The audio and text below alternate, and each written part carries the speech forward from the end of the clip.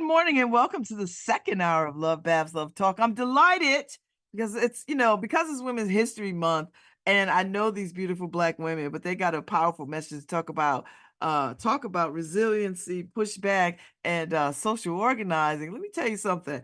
The Newhallville-Hamden Strong Brigade is in the house this morning. Good morning, Katurah and Jeannette, Sykes. Unmute yourselves. Hey, good morning. It's How a are y'all? here. Peace and blessings. It is nice to see y'all. Yeah, It's we're good. We're good. So, listen, I know this journey. The App Foundation was going to put a drug rehabilitation space in our neighborhood. I live in Newhallville, in our neighborhood, and y'all just was like, I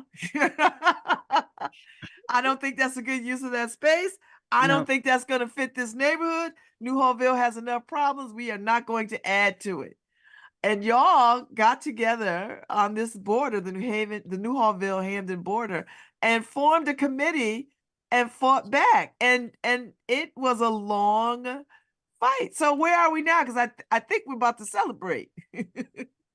Yes, we are. And we are so grateful that this evening at 6 o'clock at Alberta Magnus, we are going to have a celebration of our phase 1 and phase 2. And you're so right, the community really spoke well about what they didn't feel like was appropriate for our community. And so our leaders did what they were supposed to do for their constituents.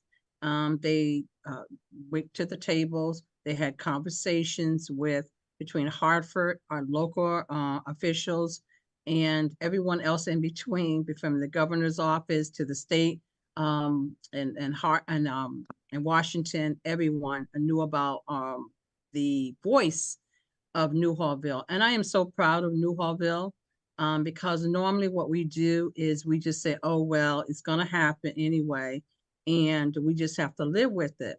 But because we have been so diligently trying to build back our community, we just felt like that was not a good place and environment for that entity to come into the community. Oh, so y'all got together. And so tell me why you don't think it was a good move. I know why, because I wrote letters on the behalf of this organization, talking to people like, I don't think this is a good idea. And let me tell you why. But you tell me why the neighborhood just said, this is it. You're not going to put this in our neighborhood, and we're not just going to accept it. What was the real issue? Like, not the real issue, but what was the issue? Like, what was the fear and the real concern? I think that the concern was really multi-layered and multifaceted. One, we had seen the impact that such an organization, as well as the business practices, had on the neighborhood in the Hill. And the Hill neighborhood was totally decimated as a result of the practices. And we were really clear from the very beginning that it wasn't about access to treatment. It wasn't about treatment at all. It was about where is the appropriate place to have such an entity so that the people that are coming can truly come for treatment, and that there are these other peripheral things that this organization, that this type of an entity brings, can decimate a community. And as Jeannette said, we have been working really diligently. I know I've been in the trenches, as you know, Babz, for decades, in trying to make sure, and Jeannette as well, to try to make sure that we have a safe place for our children. And we know that housing stock is really a symbol or one of the important elements in building wealth and being able to transfer wealth to the next generation. So the majority of people that live in Newhallville were homeowners. And we understood that, if we allowed this to happen, that was impacting us. It's going to impact us for generations. And, it was like, no, we're not going to allow that. And we really had to make our voices known and be really, really clear about our mission. And because the first pushback was the NIMBY, not in my backyard. It wasn't about that. It wasn't about that. And I'm a healthcare professional. I've worked in the field of behavioral health all of my career. I understood treatment, and I understood how treatment can happen in an equitable way, a just way in communities, or in the space in which is appropriate for that type of business. And that's what it is. It's a business. Yes, yes, yes. I like that you came out and said that that the way that they behaved in other neighborhoods was a clear indication of how they were going to behave in this neighborhood. And this neighborhood would not be able to withstand that kind of Assault. yes, Yeah. yes, Right. yes, that's the Right. right word, assault. Right. So, all right. So what did you envision? You knew you didn't want that? What did the community envision? Like, what was the dream? Well, I think our dream was that we're building that area up, and we really needed to have something that was going to be suitable for our community, our families, our children.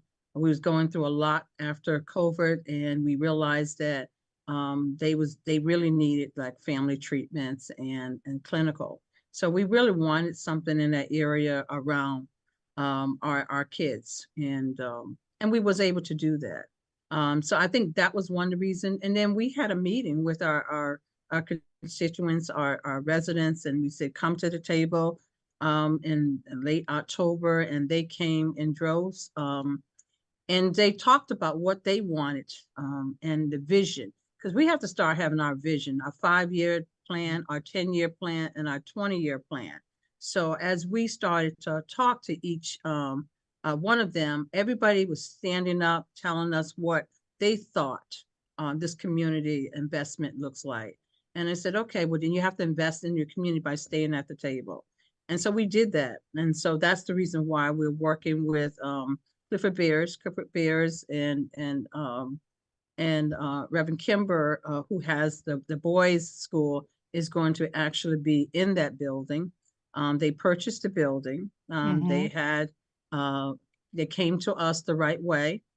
They presented to the community. They presented to our CMT, our community management team, and all our elected officials. And they talked about what they would like for in the community. But they also said something very important.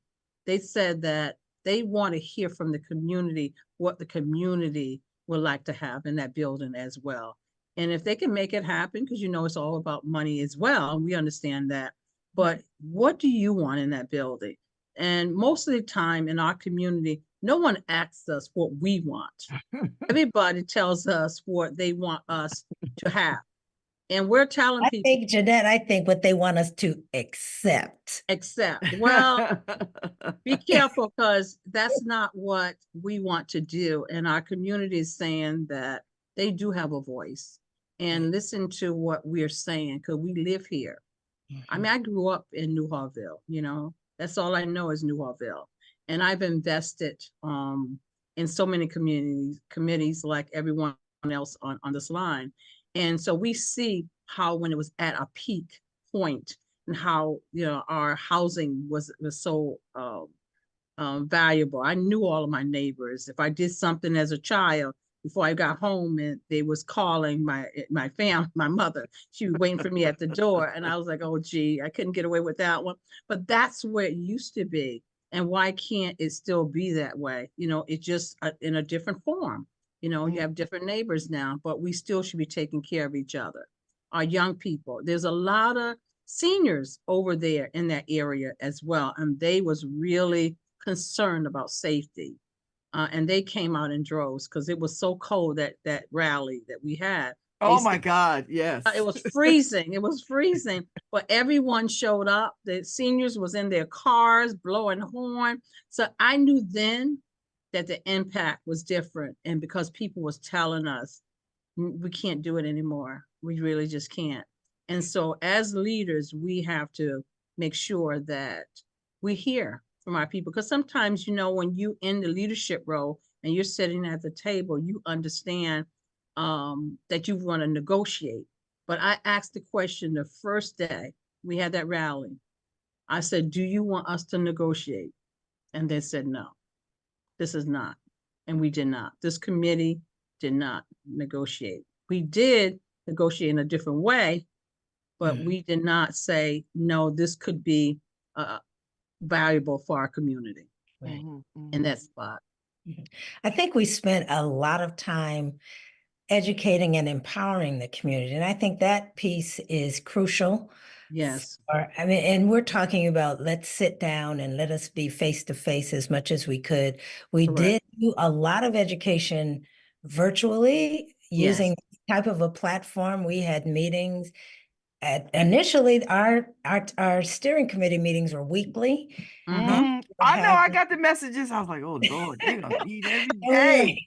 And we were having community meetings every other Saturday. Yes. And it was a commitment. And we were committed to having people really understand and educate them as to what was going on, as well as to begin to throw out those ideas as to what could alternative interventions to treatment actually look like that would be empowering as well as beneficial to families and communities. We started talking about other harm reduction interventions like ear acupuncture and those kind of things, which is like the vanguard of harm reduction, is the NADA protocol with the ear acupuncture. It's no medication, it empowers, it heals, it does a number of things that we know that our families would appreciate, and it would uplift the vibration of the community as opposed to the other direction where we now have to be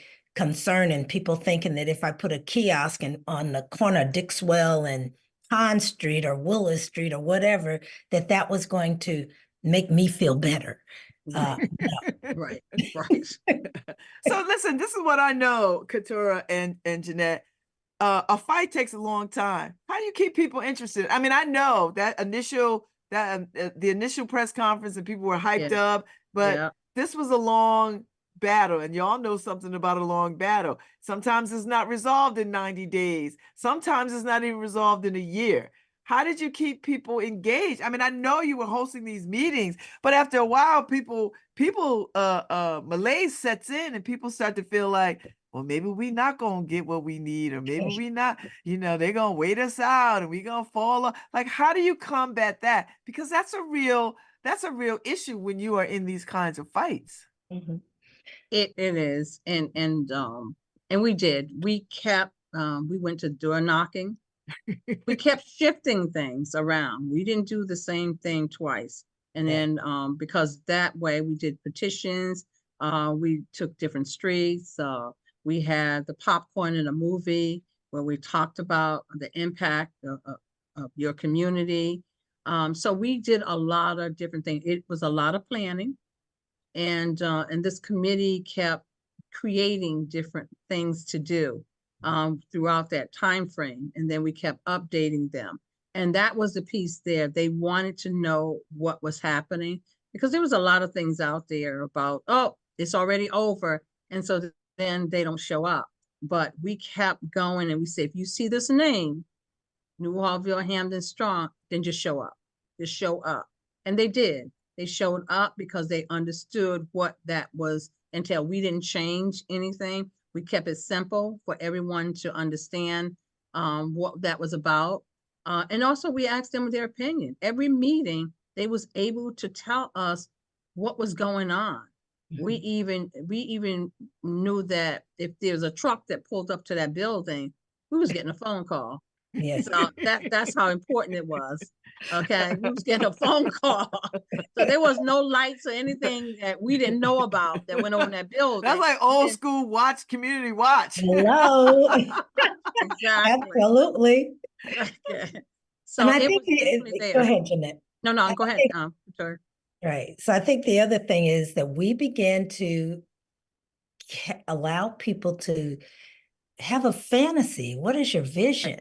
Right. So we allowed people to like really just kind of fantasize. And as a therapist, I understand the power of visualization, of that energy. If you can conceive it in your mind, it can come to fruition.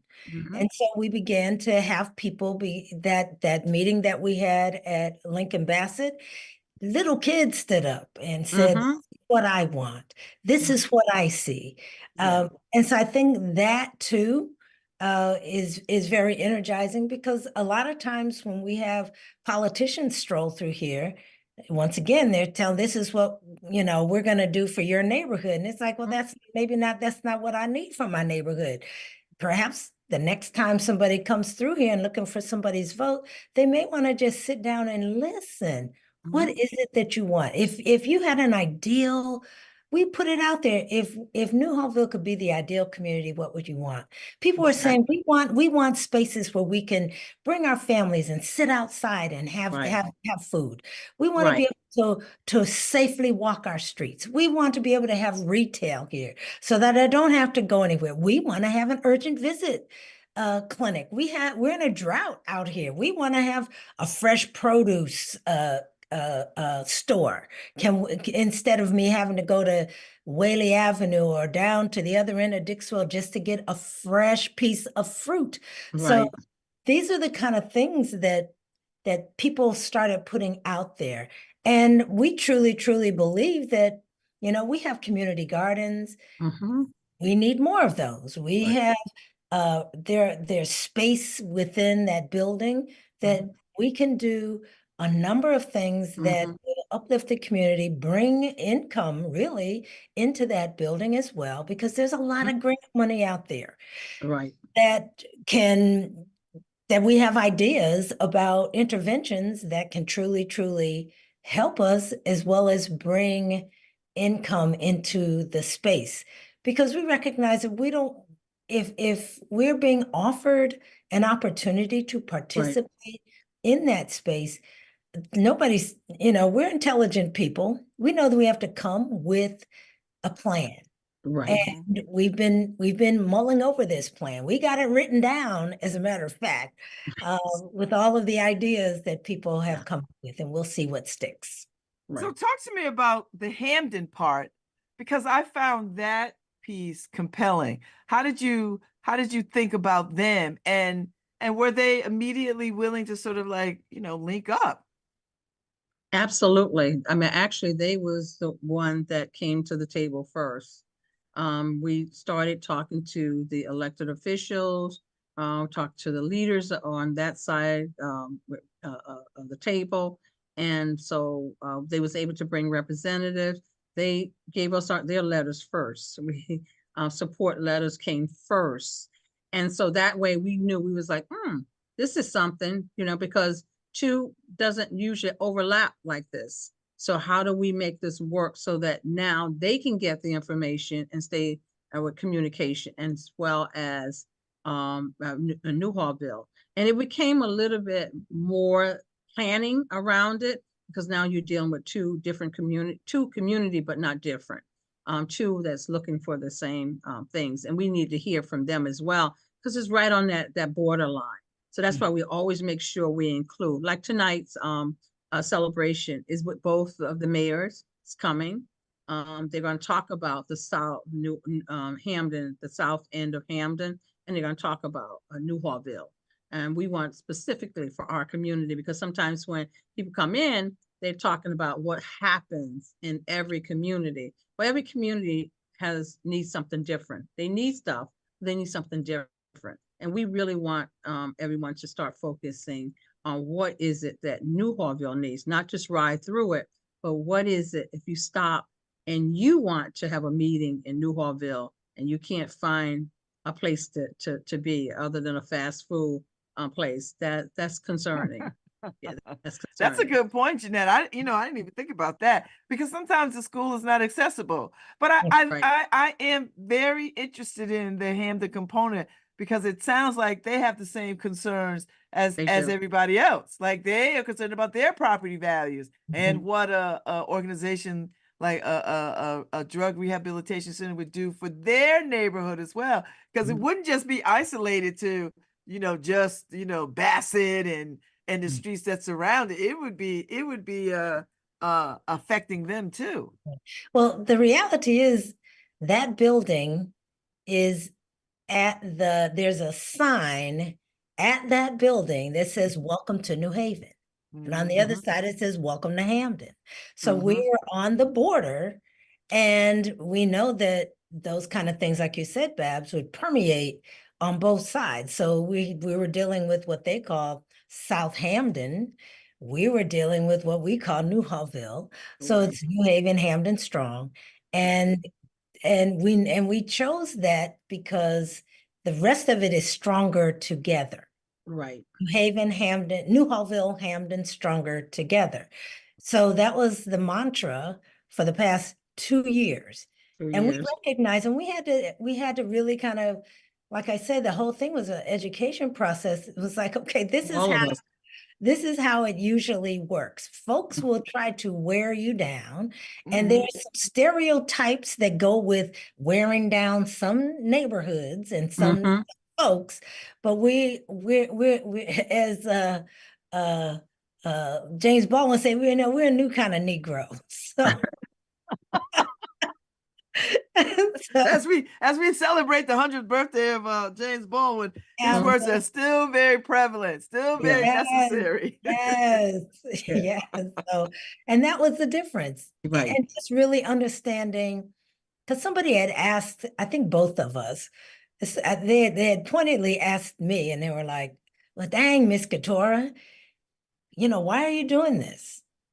And, you've been out here for such a long time. Why are you still doing this?" And the reality is that I will continue to do this work until I probably my last breath, because change is a constant. Yes. And, we're going to be constantly confronted with different things. And when the time comes, we will need a voice. And Right. we have to honor our elders. And I am an elder, and I embrace that. Because I have history. Jeannette has history. There's a number of people in there that had history. And we know some of us, like, I didn't grow up here. I came here as an adult, but we had people that grew up here, like Jeannette, and said, this is what life was like. I came in during the time where it was more of it was transitioning, it was being gentrified, all those other things. And so that was my energy. And now we're still battling that gentrification, trust and believe, because my street has changed a great deal. But we have this history that says we can be in control of what happens to us. And we just need to have somebody like myself to tell somebody that's 30, hang in there. Right. Keep at it. Don't give up. Don't, because you don't have that option, because there's somebody coming in after you. So I would imagine y'all have created a playbook now, right? Because there's other communities that I'm sure will call you if they have not called you. We need to organize our community because this thing is happening in our neighborhood. And I can think of some neighborhoods where encroachment is happening and they feel powerless to sort of fight back. Does this become a model for other communities to use on how to fight back against things that are happening in their community that they believe is out of their control?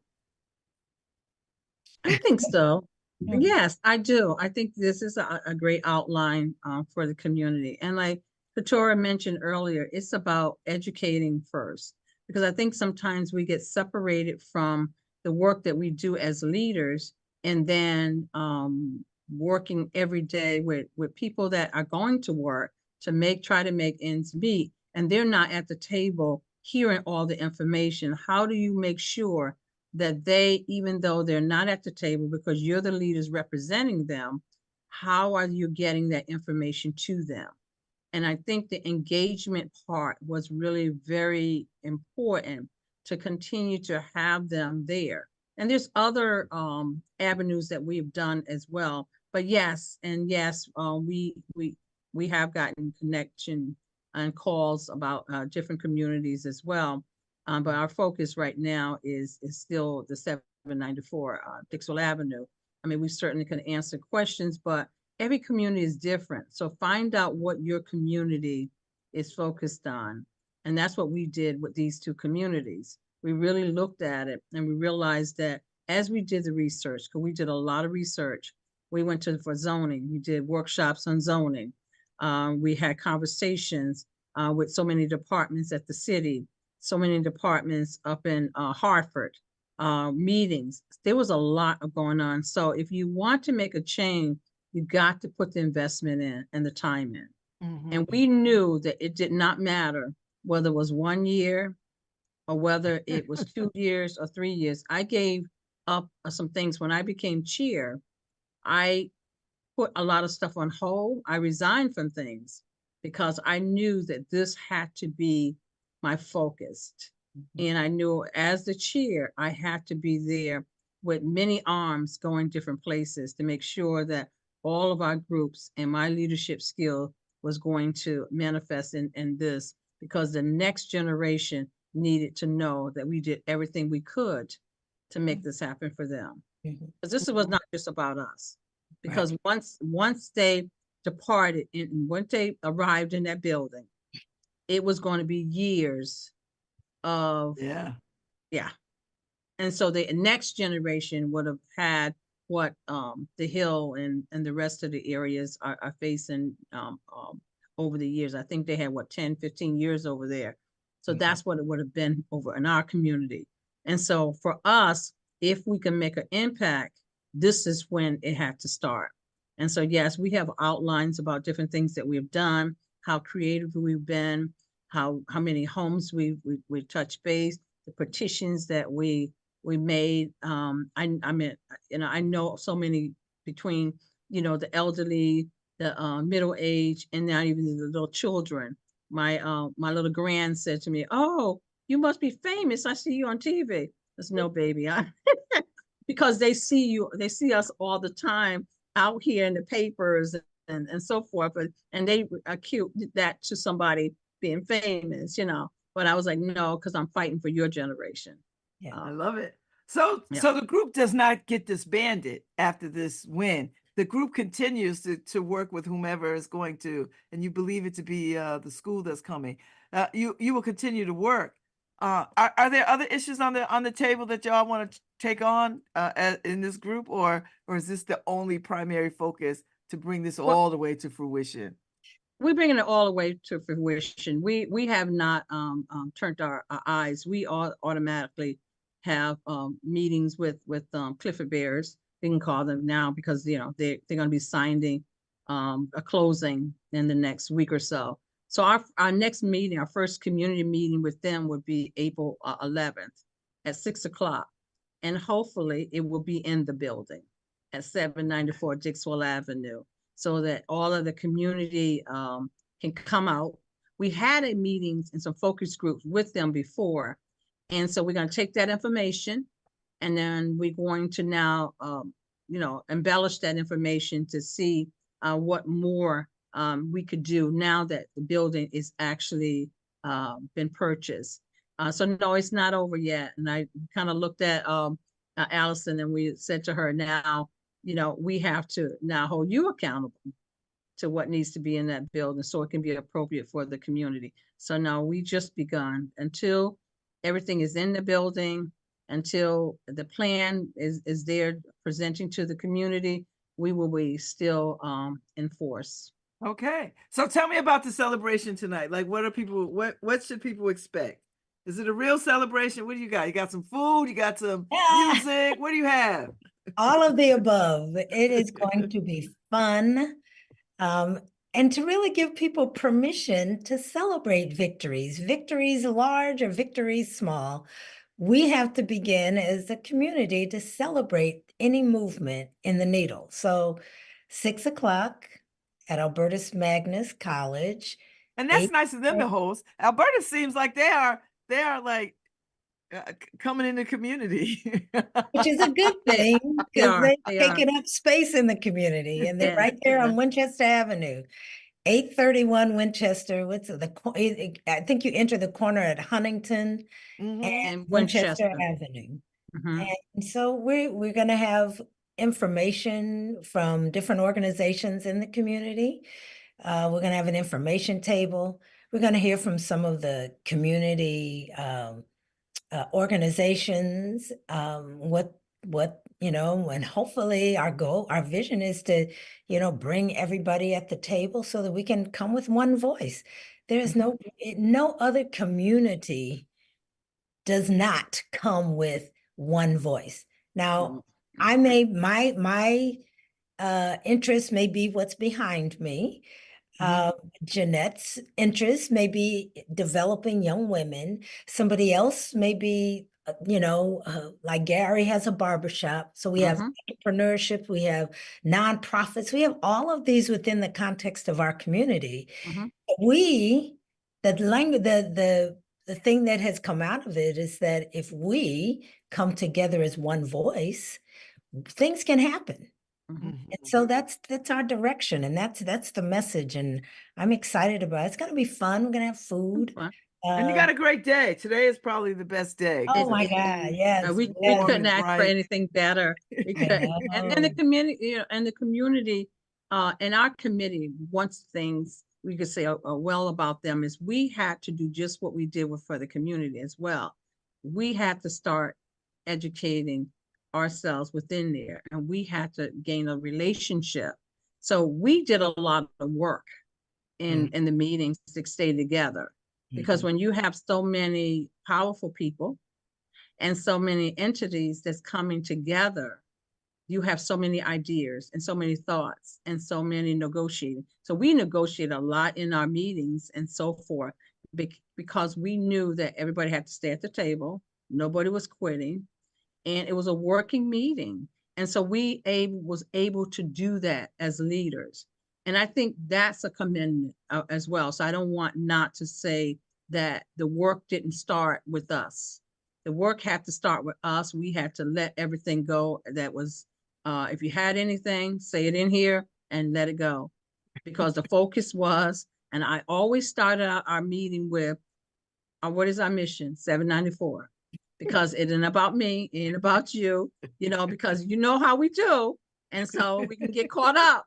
And so we had to make sure we had a lot of those kind of Jesus moments. And so we put it on the side, and we made sure that we stay the course, because a lot of things came in. You guys need to take on this. You need to take on that. We said, no, we came together for one purpose, and that's the purpose. And we're not going to move off of that until this is settled. And I do want to thank everybody that came aboard, because there was a lot of behind the scenes.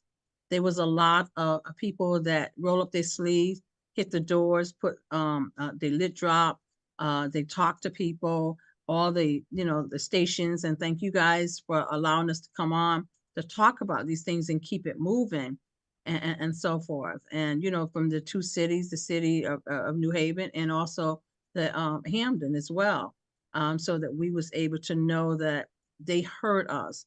Every time we had a meeting or we emailed, the mayor came on. He might say, "Oh, brother, here they go again," but he came on. He listened. He heard. He had his cabinet, and we was able to do all of those things. Our representatives, both Walker and Porter, and also Senator Winfield. We had so many meetings with them. I think he was at one of his kids' games or something, and he zoomed in. That's how important it was for all of us to talk to everybody.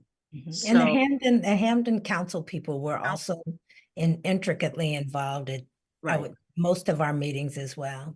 Right. And we have a Hamden representative on our committee. So that was able to make sure that the bridge of communication stays strong with everyone. And I was able to learn and relationship building with Hamden, because when you start talking to everyone, you start now bridging and say, "Oh, what you doing? And what are you doing?" And so forth. So and things are happening with both of the communities, and I think it's going to continue right after this as well.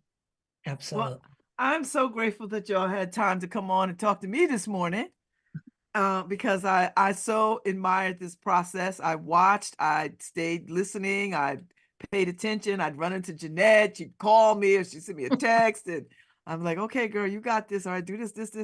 And it was just a wonderful thing to see y'all take this from where it was to where it is now. I mean, that is a real testament to community spirit, to community organizing, and the power of Black women. Just put it out there. Power of Black women to get stuff done. I appreciate y'all greatly, greatly. Thank you. We appreciate you Thank as you. well. Yeah, And thank you for absolutely. all of your support Yeah. and the radio station's support. We Mhm. appreciate that. Right. Whenever we've, like Jeannette said, you know, whether it was Paul or Tom or you made space for us, and we appreciate that. Well, I can't wait to see the party, the pictures of the party. I can't wait to Yes. see y'all celebrating and smiling. Thank y'all so much. Enjoy this victory. Thank Thank you. you. Thank Peace right. you. and blessings. Good to see Yes. y'all again. Take Too. good care. You too. All Thanks. right. All right. Okay, Harry, thank you very much. I will be back tomorrow. Tomorrow's Friday in the Elm. I don't know what y'all are up to, but we'll get into something tomorrow. I'll see y'all.